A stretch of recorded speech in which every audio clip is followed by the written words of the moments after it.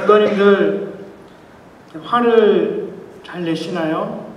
어떤 분들은 잘 안 내시는 분들도 있을 테고, 또 어떤 분들은 쉽게 또 자주 내시는 분도 있을 텐데, 학생들은 어떤가?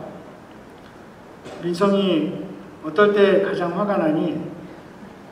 동생이 이상한 짓 할 때. 맨날 민우가 이상한 짓 할 때? 맨날 화가 있어요. 항상 화가 나 있니?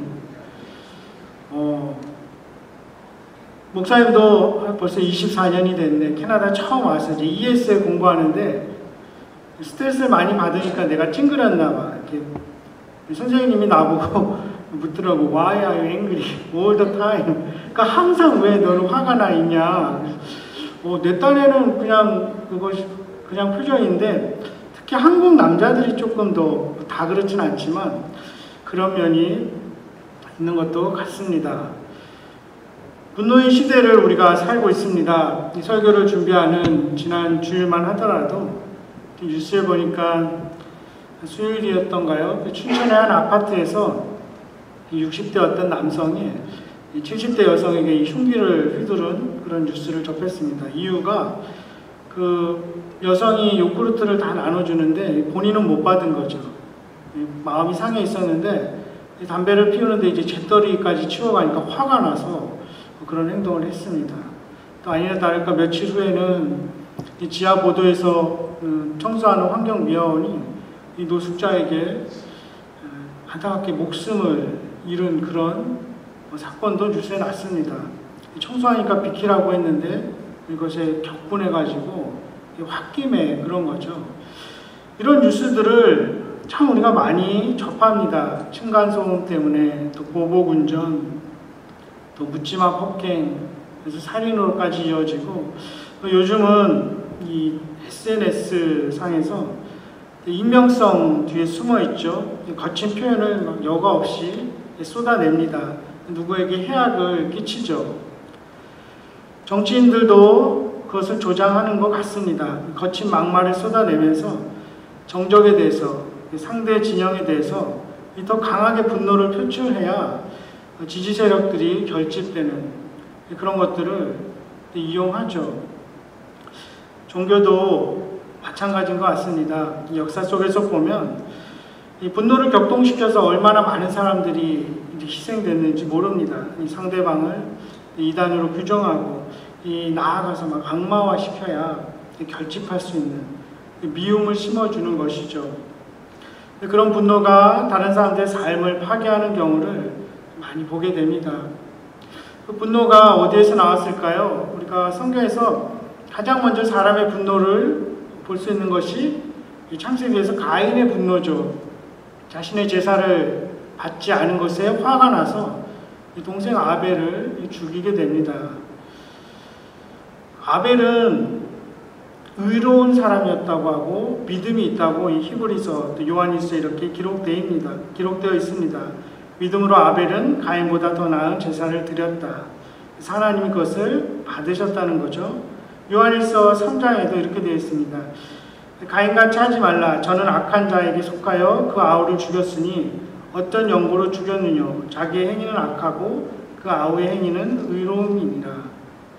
하나님께서 가인의 제사를 받지 않으셨던 이유가 곡식이고 동물이고 이거 차이가 아니라 그 행위 자체가 악했다는 거죠. 하나님에 대한 믿음이 없었다는 거죠. 하나님과의 관계가 깨어져 버린 것입니다.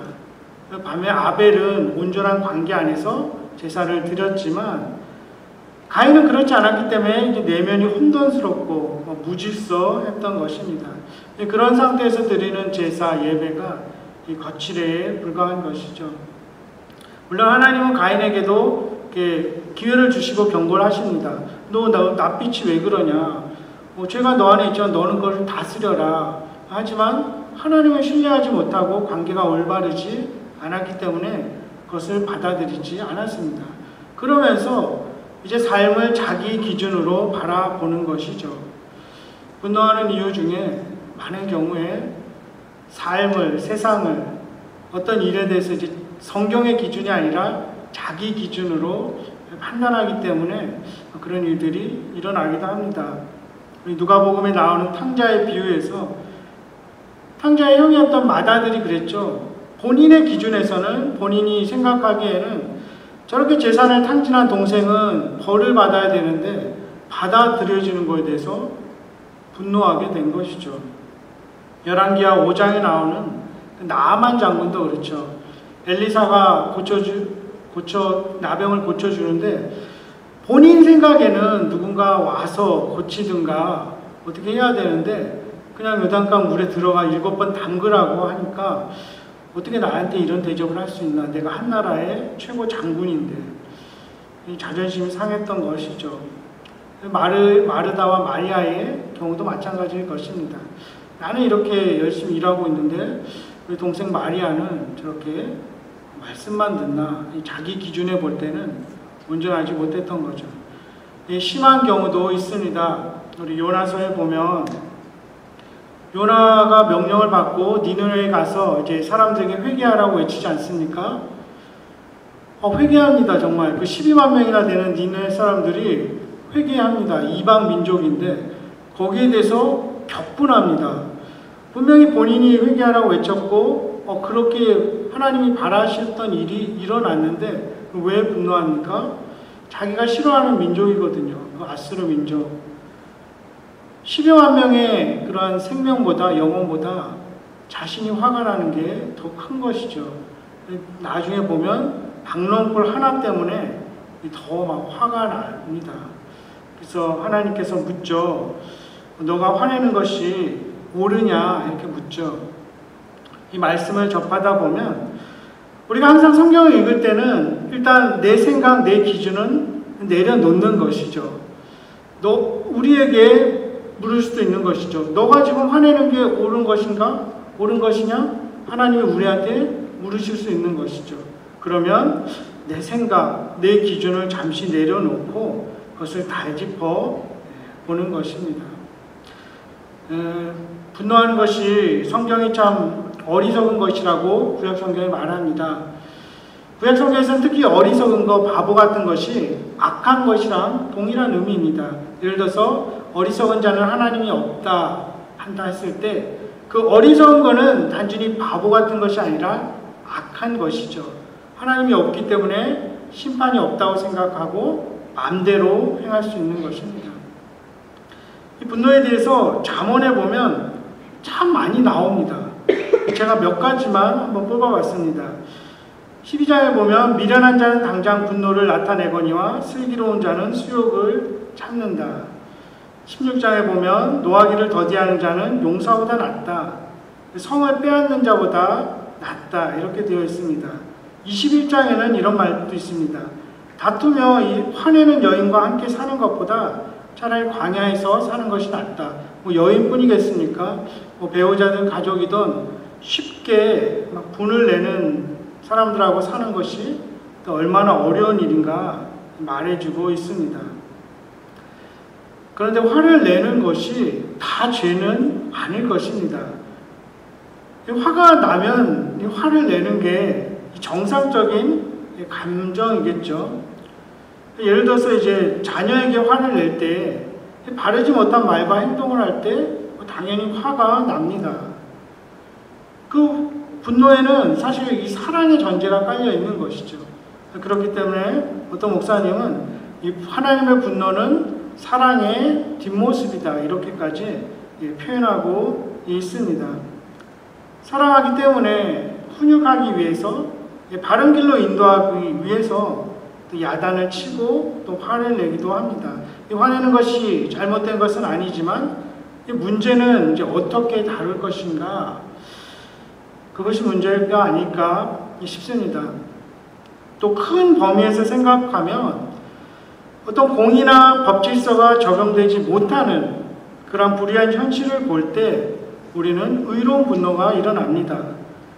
고난받는 어떤 사람이 있는데 아무도 도와주지 않는 것을 볼 때 도대체 주위 사람들은 무엇을 하는가? 더 나아가서는 국가의 역할은 무엇인가? 국가는 무엇을 하고 있는가? 이런 분노가 일어나기도 하죠. 성경에도 하나님의 진노를 말하고 있습니다. 하나님은 사랑의 하나님이시지만 또 공의로운 하나님이시기 때문에 끝까지 불의한 것에 대해서 심판하시고 진노하십니다. 오늘 이 본문이 있는 그 다음 장 3장 16절에 하나님이 세상을 이처럼 사랑하신다 이런 표현이 있죠. 조금만 더 가면 3장 36절에는 아들을 믿는 자에게는 영생이 있고 아들에게 순종하지 아니하는 자는 영생을 보지 못하고 도리어 하나님의 진노가 그 위에 머물러 있느니라 이렇게 되어 있습니다. 하나님은 사랑의 하나님이시지만 공의의 하나님이시죠. 그래서 죄를 그냥 덮고 넘어가시지는 않습니다. 그렇게 하나님의 백성인 우리들, 그리스도인 우리들도 어떤 불의와 악에 대해서 남다른 분노가 때로는 있어야 될 것입니다. 그래서 하나님 때문에 분노하고 우리 민족 때문에 분노할 수 있고 또 이웃 때문에 분노할 때도 있을 것입니다. 성경에서도 그런 인물들의 모습이 발견됩니다. 예를 들어서 모세 같은 경우 시내산에서 십계명을 받아서 내려왔더니 모세가 더디 오니까 사람들이 금송아지를 만들어서 막 우상 숭배를 하고 있었습니다. 그 모습을 본 모세가 얼마나 화가 났으면 그 하나님이 직접 써준 그 돌판을 던져서 부숴버리죠. 거기서 사실 끝나지 않죠. 그 금 다 갈아가지고 물에 타서 너희들 다 먹어. 그렇게 명령합니다. 먹죠. 거기서 끝나지 않습니다. 3,000명이 죽임을 당합니다. 거기에 참여했던 자들이. 근데 놀라운 것이 하나님이 거기에 대해서 뭐라고 하시지 않습니다. 왜 그렇게 너 그렇게까지 화를 내냐? 그렇게 책임을 묻지 않습니다. 그 분노가 자신을 위한 것이 아니라 하나님을 위한 것이고 민족을 위한 것이었기 때문이죠. 반면에 다른 데서도 분내는 게 있죠. 이전에 이미 40세 때 자기 동족을 괴롭히는 그 이집트인을 살해해서 사막에 묻어버리는데 거기에 대해서는 본인이 책임을 져야 했습니다. 그리고 물을 낼 때 분명히 반석에게 명하라고 했는데 화가 나서 지팡이를 2번 두들깁니다. 그것 때문에 결국에는 가나안 땅에 들어가지 못했던 그런 경우도 있죠. 똑같은 분노이지만 그 동기가 다른 것이고 하나님이 판단하는 것은 다른 것이죠. 다윈 역시 마찬가지죠. 그가 왜 분노했습니까? 이방 민족이 골리앗이 하나님의 이름을 조롱하고 있었기 때문이죠. 아무도 두려워서 나서지 못하는데 다윗은 얼마나 분노했는지 갑옷도 안 입고 나타나서 막 이렇게 말합니다. 내가 너를 쳐서 내 목을 베고 블레셋 군대의 시체를 오늘 공중의 새와 땅의 들짐승에게 주어 온 땅으로 이스라엘의 하나님이 계신 줄 알게 하겠다. 너를 죽여서 내가 너의 시체를 동물들에게 주겠다. 이렇게 분노를 말하고 있습니다. 세례 요한도 마찬가지입니다. 그렇게 금욕적인 생활을 했던 사람이지만 바리새인들과 사두개인들이 본인에게 그저 그냥 형식적으로 세례 받으러 나왔을 때는 이 독사의 자식들아, 그 당시 가장 심한 욕 중에 하나, 그렇게까지 말하고 있습니다. 세례 요한도 보면 힘없는 사람들에게 분노하지는 않았습니다. 그러한 기득권을 가졌지만 잘못된 자들에게 분노하죠. 그의 위대한 점이 여기에 있습니다. 더 나아가서 감히 왕에게까지 진언을 하고 그의 행동에 대해서 노를 바라죠. 누가 감히 헤롯 왕의 그 불륜을, 그 불효한 일을 고발하겠습니까? 세례 요한은 결국 그것 때문에 죽임을 당하게 됩니다. 그런 의로운 분노가 있죠. 오늘 예수님이 보여주신 그 분노도 공의와 정의를 위한 분노입니다. 사람을 향한 분노가 아니라 죄에 대해서 분노하는 것이죠. 어떤 면에서는 영적인 전투입니다. 근데 참 특이한 게 이 물리적인 분노를 나타내시죠. 뒤집어 엎고 막 채찍으로 동물들 쳐서 내쫓아 버리고, 이 일은 나머지 세 복음서에도 다 나옵니다. 물론 다른 복음서에서는 이제 내 집은 기도하는 집이라 일컬음을 받으리라 이 내용이 들어 있습니다. 그리고 다른 세 복음서에는 이 일이 마지막 부분에 가 있습니다. 그래서 어떤 학자들은 이 처음에 요한복음에서 이렇게 했던 일이 3년 후에 잡히시기 한 며칠 전에도 그때도 했을 수 있다 이렇게 주장하는 학자도 있습니다. 3년이 경과한 6월절에 가봤더니 3년 전하고 똑같은 그런 행태를 사람들이 하고 있었던 것이죠. 천연덕스럽게 자기 욕망의 배를 불리고자 했던 것이죠. 역사학자들에 의하면 당시 6월절에는 양과 염소가 한 200만 마리가 도살됐다고 합니다. 각지에서 모인 사람들이 그걸로 다 제사를 드렸기 때문이죠. 그런데 문제는 흠없는 그런 양과 염소는 제사를 드릴 수가 없습니다. 거기에 있는 사람들이 트집을 잡는 거죠. 제사장들도 그렇고 이거 흠이 있다. 이거 제사 못 드린다. 그러면 그 먼 데서 끌고 온 양과 염소를 어떻게 해야 됩니까? 그럼 이제 청탁을 하는 거죠. 조금 봐주십시오. 뒷돈을 준다든가 언더 테이블로. 그런 일들이 버젓이 벌어지고 있는 것이죠. 그리고 거기 들어갈 때는 성전세를 내야 됐습니다. 외국에서 온 사람들 이제 환전을 해야 됩니다. 그렇게 하면서 또 이윤을 남겼던 것이죠. 그런 모습을 보고 하나님의 이름이 하나님의 영예가 떨어지는 것을 보고 예수님은 분노했던 것입니다. 예수님이 이렇게 분노하기 이전에도 이 일은 계속 있어 왔습니다. 사실 수백 년 전부터 계속 그렇게 되어 왔습니다. 예레미야 7장에도 보면 내 이름으로 일컬 이름을 받는 이 집이 너희 눈에는 도둑의 소굴로 보이느냐? 그러면서 너희가 여기에 들어오면서 우리가 구원을 얻었다 이렇게 말하느냐? 하나님이 직접 말씀하고 계시죠. 호세아 선지자를 통해서도 나는 인애를 원하고 제사를 원하지 않는다. 번제보다 하나님을 올바로 아는 것을 원한다. 사랑이 없고 하나님에 대한 지식이 없으면서 제사는 뭐하러 드리냐 이런 말씀이죠. 아모스 선지서에서도 이렇게 이야기합니다. 내 노랫소리를 내 앞에서 그칠지어다. 내 비파 소리도 내가 듣지 아니하리라. 그리고 번제를 드릴지라도 내가 받지 않는다. 오직 정의를 물같이 공의를 강같이 마르지 않게 흐르게 해라 이야기를 하죠. 정의로운 일에 관심이 없고 공의와는 담을 쌓고 살고 있으면서 너희가 노래는 찬양은 왜 부르느냐 이렇게 하나님이 이스라엘 백성들에게 지적했던 것입니다. 그것이 마침내 이제 예수님이 와서 폭발했던 것이죠. 그래서 제자들이 그 모습을 보고 이 시편 69편의 말씀을 떠올리는 거죠.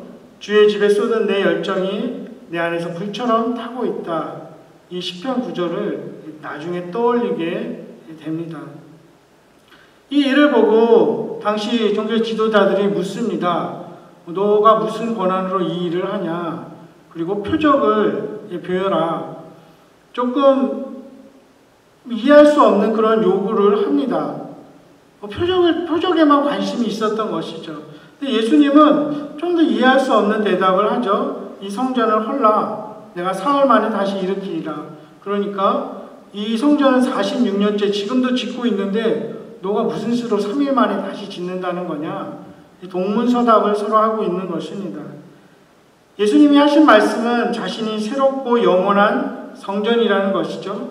그리고 3일 만에 부활하실 것을 암시한 것입니다. 그리고 이 성전은 더 이상 필요 없다. 망각 속에 사라질 것이다. 쓸모가 없다. 이 말씀을 하고 계시죠. 예수님을 통해서 성전 대신 예수님 안에서 언제든지 어디서나 하나님을 만날 수 있다는 것을 말씀해 주십니다. 실제로 이 성전은 이후에 40년이 채 못 돼서 AD 70년에 로마 제국의 티투스 장군에 의해서 완전히 다 무너져 버리고 맙니다. 예수님이 보이신 이 의분, 물론 우리가 그대로 할 수는 없을 것입니다. 우리가 어디에 가서 뒤집어 엎고 그럴 수는 없죠. 그 방법이 우리도 그렇게 해도 된다는 그런 합리화에 사용될 수도 없을 것입니다. 하지만 이런 예수님이 보이신 그 의로운 분노를 역사 속에서 이 실천했던 사람들을 우리가 찾아볼 수 있습니다. 근데 그 특징이 무엇이냐면 순간 폭발하는 그런 분노가 아니라 지속적이고 오랫동안 계속 지혜롭게 표출한다는 것입니다. 저는 대표적인 사람이 영국의 윌리엄 윌버포스라는 정치인이라고 생각합니다. 지금부터 한 250년 전에 활동하던 사람인데 혹시 아시는 분도 있을 것입니다. 예, 노예 제도를 무역을 폐지했던 사람입니다. 50년 동안 그가 그 일을 해왔습니다. 근데 특이한 것이 이 사람은 그것만 한 것이 아니라 당시 이제 좀 불이익을 당하던 가톨릭의 정치적 해방을 위해서도 힘을 썼습니다. 그리고 복음주의자로 해외 선교에도 힘썼던 사람입니다.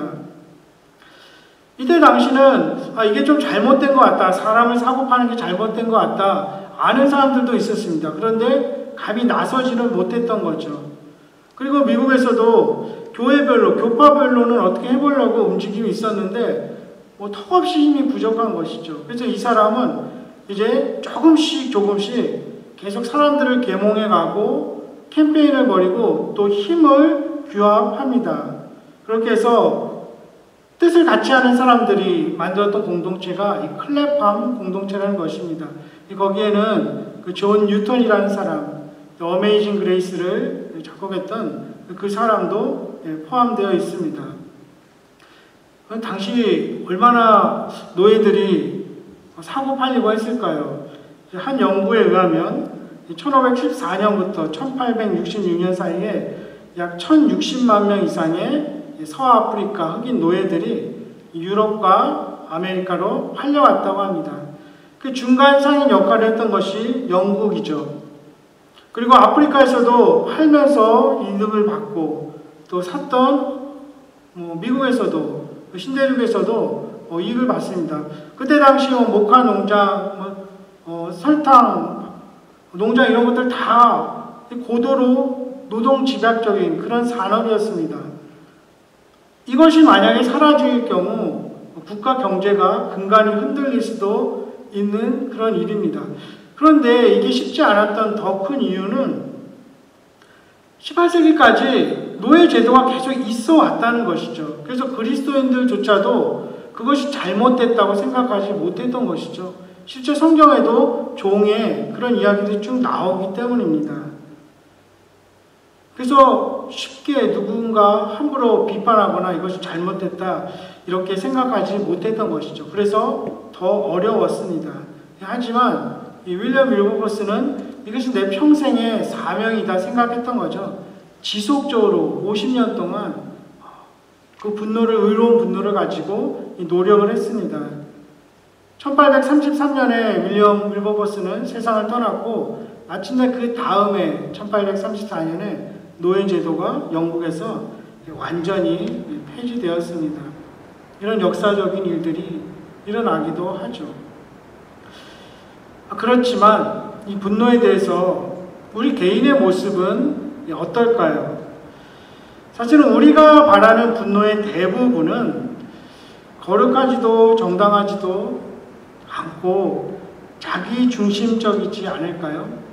근데 이것에 대해서 성경이 어리석고 악하다, 그리고 이것이 주는 여파가 얼마나 큰지를 계속 가리키고 있지 않습니까? 그렇다면 어떻게 이 분노를 우리는 풀 수 있을까요? 제가 한번 몇 가지로 찾아봤습니다. 에베소서 4장 26절, 27절을 보면 분을 내어도 죄를 짓지 말며 해가 지도록 금을 품지 말고 마귀에게 틈을 주지 말라 이렇게 되어 있습니다. 사도 바울이 한 말이죠. 화를 낼 수 있다는 것입니다. 그도 그렇게 했었기 때문에. 하지만 그로 인해서 죄를 짓지 말라는 것이죠. 계속 그것을 묵상하지 말라는 것입니다. 해가 지도록 곱씹고 또 생각하고 이러지 말라는 것이죠. 우리가 경험으로 압니다. 이것을 풀지 않으면 생각할수록 더 괘씸하고 더 밉고 또 복수하고 싶어집니다. 그래서 그 이튿날도 또 그 다음 주도 그 다음 해에도 풀리지 않는 경우가 있습니다. 그러면 마귀에게 틈을 준다는 것이죠.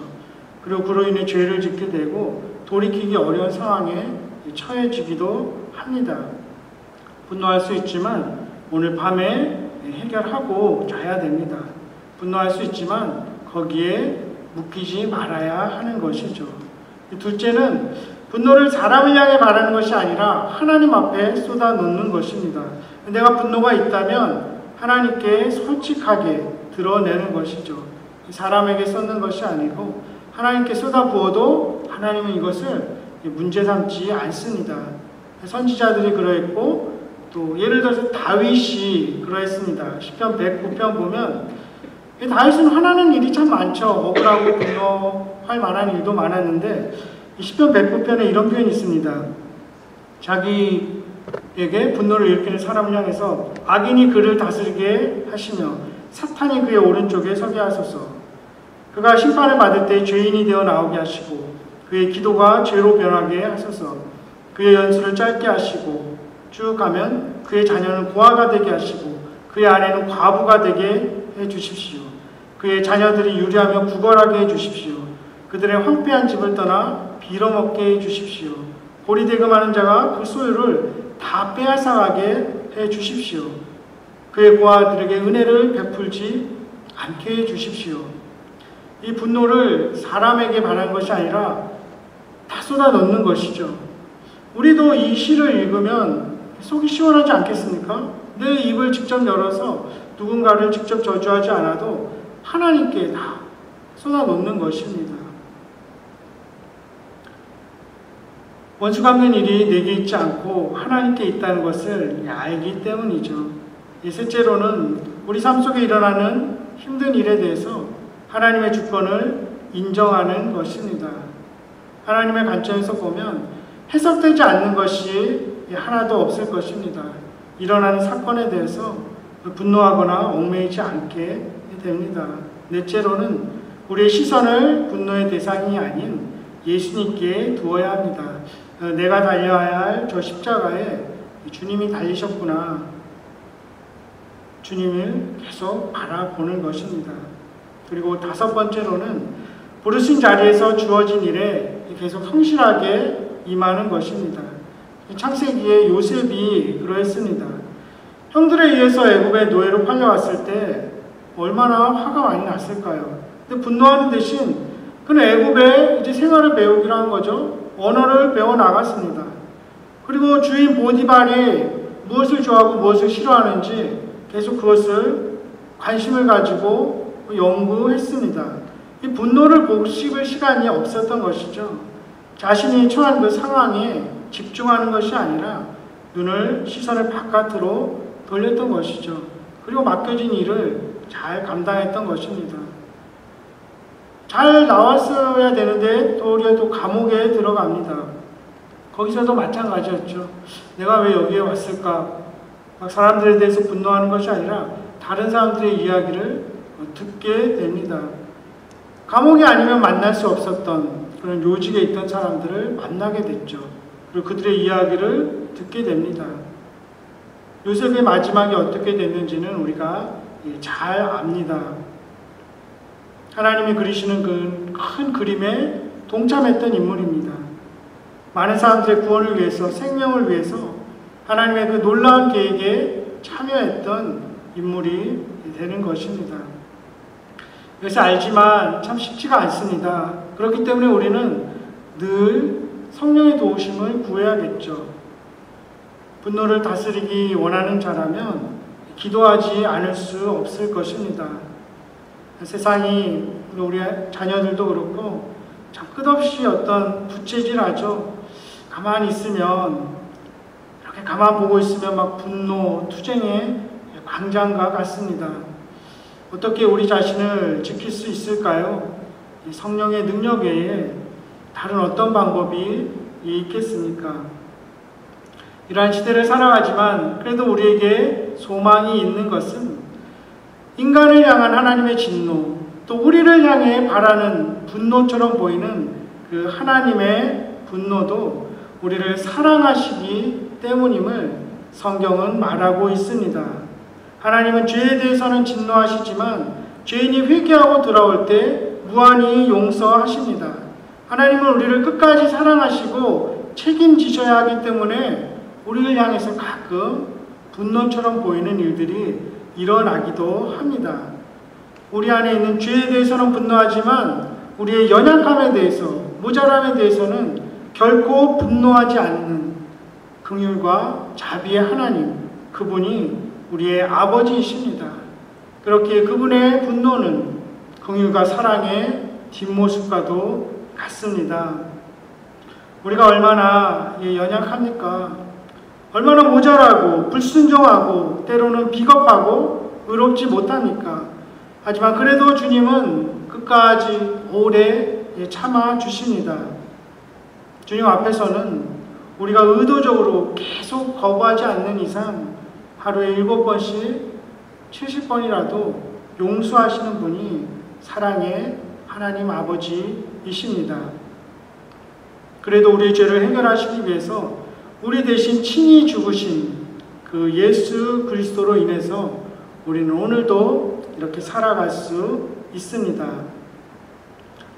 살아있는 그분의 말씀 안에 우리가 늘 거할 때 주님은 우리를 하나님의 사랑으로 계속 빚어 가실 것입니다.